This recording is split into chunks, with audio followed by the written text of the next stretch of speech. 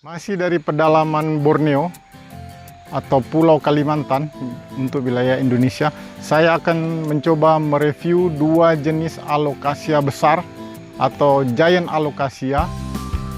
Yang pertama alokasia macrorhiza atau dikenal di Indonesia dengan sebutan sente,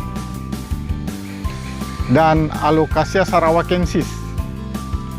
Dua jenis ini distribusinya atau penyebarannya dimulai dari negara yang berbeda. Alokasia macrorhiza lebih banyak ditemukan di wilayah Indonesia, walaupun di Malaysia juga ada tumbuh, namun sebarannya tidak sebanyak di Indonesia.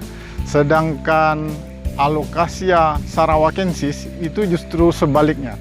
Pertama ditemukan di wilayah Sarawak, kemudian dideskripsikan dan direview di wilayah Sarawak dengan varietas Yucatan Princess. Coba melihat review kedua jenis ini seperti apa. Mari kita saksikan. Alokasia besar yang tumbuh di Pulau Kalimantan yaitu alokasia macrorhiza. Sebenarnya penyebaran dari jenis ini dimulai dari Pulau Jawa, kemudian disebar ke pulau-pulau sekitarnya seperti Kalimantan dan Sumatera dan beberapa pulau kecil yang ada di Indonesia. Karena jenis ini bisa dikonsumsi untuk makanan tradisional atau makanan sehari-hari masyarakat. Ada kemungkinan salah satu kelompok masyarakat menggunakan umbi dari jenis alokasia ini sebagai makanan utama di masa paceklik pada zaman penjajahan. Tidak diketahui dari mana mulai tumbuh liarnya jenis alokasia ini, tetapi penyebarannya diketahui dibawa oleh kelompok penjajah Belanda, menyebar seluruh Asia Tenggara. Di kalangan penggemar tanaman hias, jenis ini dikenal dengan alokasia giant taro karena bentuk fisiknya memang besar, hampir 2 meter. Ini kalau kita lihat yang ada di video ini belum termasuk yang dewasa, tetapi kalau yang dewasa bisa mencapai 2 meter. Ciri khas alokasia sangat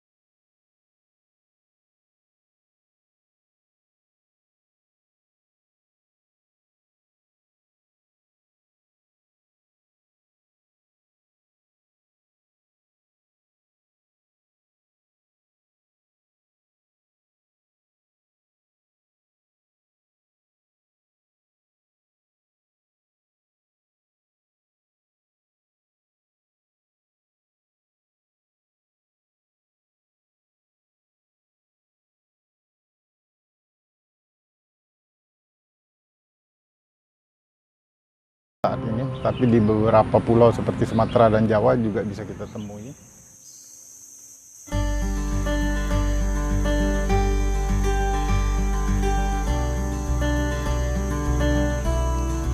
Saya menemukan alokasia lainnya yang sudah dibudidayakan oleh masyarakat sekitar kawasan hutan ini.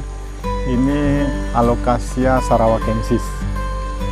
Ada perbedaan yang mencolok dari fisik daun dan batang dibanding Alokasia macrorhiza. Walaupun sama-sama berbadan besar atau secara fisik tampak besar, tetapi warna batang dan warna daun berbeda. Ciri-ciri khas alokasianya tergambar dari daun mudanya mengarah ke atas seperti ini, kemudian umbinya kalau kita bongkar akan terlihat mengarah ke samping. Itu ciri-ciri khas dari alokasia.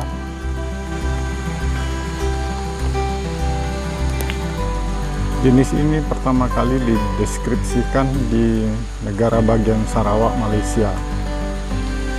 Namun penyebarannya atau distribusinya itu sampai ke wilayah Kalimantan Barat seperti yang terlihat pada video ini. Di beberapa kawasan hutan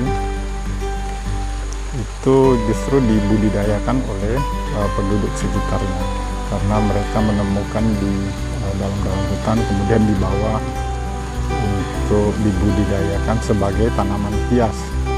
Karena umbi dari alokasia ini tidak dapat dikonsumsi. Yang menarik dari jenis alokasia ini adalah tampilan daun. Pada tampilan daun bagian atas itu berwarna hijau terang dan glossy, artinya permukaan daun mengkilat. Sedangkan belakang daun itu berwarna coklat kuning keemasan, sangat eksotik penampilannya, apalagi jika diterangi oleh cahaya matahari sore atau cahaya senja. Ini akan menambah nuansa eksotik apabila ditempatkan di teras-teras rumah yang mampu disinari oleh matahari sore. Di wilayah Malaysia, di Sarawak, Malaysia, jenis ini diberi sebutan Yucatan Princess atau putri dari Yucatan. Nah, ini sangat menarik untuk menghargai keelokan dari jenis alokasia ini sebagai tanaman hias, sehingga masyarakat di sana memberikan gelar princess untuk jenis ini. Beda dengan Alokasia macrorhiza dengan umbinya yang sangat besar sehingga dapat dikonsumsi oleh manusia. Jenis ini tidak dapat dikonsumsi karena kadar kristal kalsium oksalatnya sangat tinggi, sehingga mampu membuat iritasi apabila mengenai kulit manusia. Nah, hal itulah yang menyebabkan jenis ini umbinya tidak dikonsumsi.